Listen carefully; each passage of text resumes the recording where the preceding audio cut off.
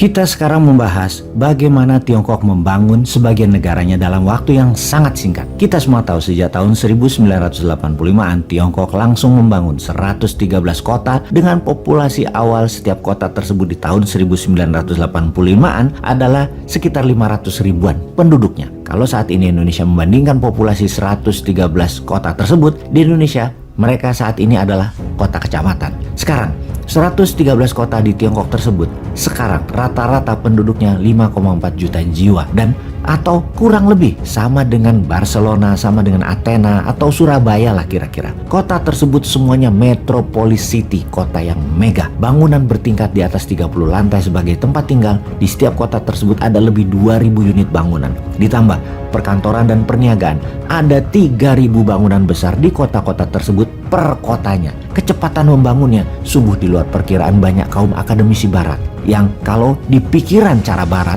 pertanyaannya, kok bisa sih Tiongkok membangun segitu cepatnya? Uangnya dari mana? Itu pertanyaan pemikiran barat yang juga banyak menjadi pola pikir pejabat 6 presiden Indonesia hingga saat ini. Sama mikirnya dengan pola pikir barat tersebut. Kalau Tiongkok membangun dalam 40 tahun, mereka membangun 25 miliar meter persegi bangunan tempat tinggal. Membangun 150.000 kilometer rel kereta api, lalu membangun dan memperbaiki 400.000 kilometer jalanan. Kalau duitnya dari hutangan, siapa yang minjemin? Jadi kita sudah tahu jawabannya. Kita sudah tahu logikanya, kita sudah tahu caranya Tiongkok membangun. Tinggal pejabatnya punya nyali apa enggak, pejabat Indonesia ya, untuk meniru cara Tiongkok. Terbukti, incumbent saat ini tidak melakukannya. Mantan incumbent juga tidak melakukannya. Oposisi yang saat ini bahkan seakan-akan tidak punya ilmunya. Buktinya mereka hanya nyangga aja bisanya apa yang incumbent saat ini kerjakan tanpa saran solutif. Lalu kedepannya Indonesia bagaimana?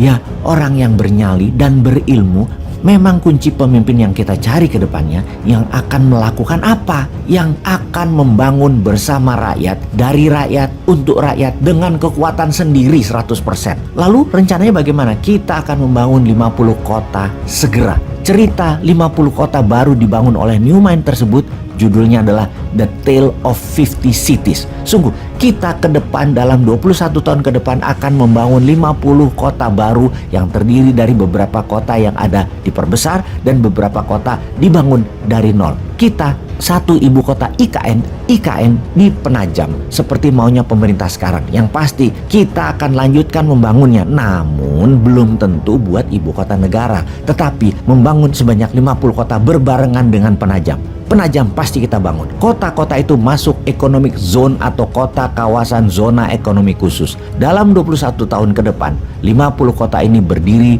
dengan memiliki kekhususan. Misalnya di Merauke akan menjadi food estate, food city basisnya.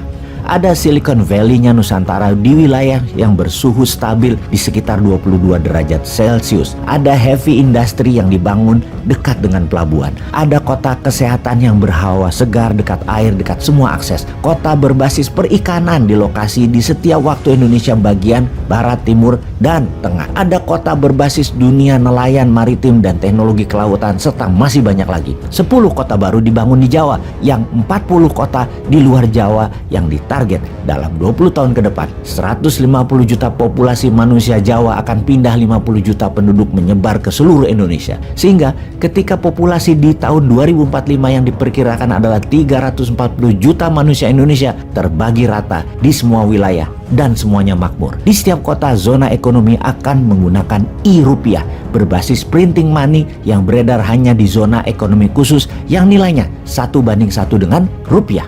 Target per kota zona ekonomi khusus ini berinvestasi adalah 500 triliun rupiah atau 25.000 triliun dana dibutuhkan untuk membangun 50 kota baru tersebut yang akan membangun 10 miliar meter persegi bangunan rumah tempat tinggal. Output yang ditarget pastinya adalah setiap keluarga Indonesia punya rumah tinggal yang layak. Ada 100 juta rumah, apartemen, kondominium, dan berbagai tipe tempat tinggal berikut sarana walkable city dan livable city yang akan dibangun dalam 21 tahun ke depan. Menunjang 50 kota baru tersebut, maka pabrik besi dengan kapasitas berita seperti Krakatau Steel akan dibangun lebih dari 100 pabrik semen yang akan dibangun akan meningkatkan 1000 kali lipat kapasitas terpasang saat ini. Power plant pembangkit listrik semuanya adalah swasta yang membangun dan mendistribusikannya. Boleh pakai nuklir, thorium untuk daya listriknya. BUMN yang terlibat hanya 10% dari saat ini karena dari 800 BUMN hanya tinggal 10 saja yang masih dipertahankan. Di sisi pejabat dan pemerintah,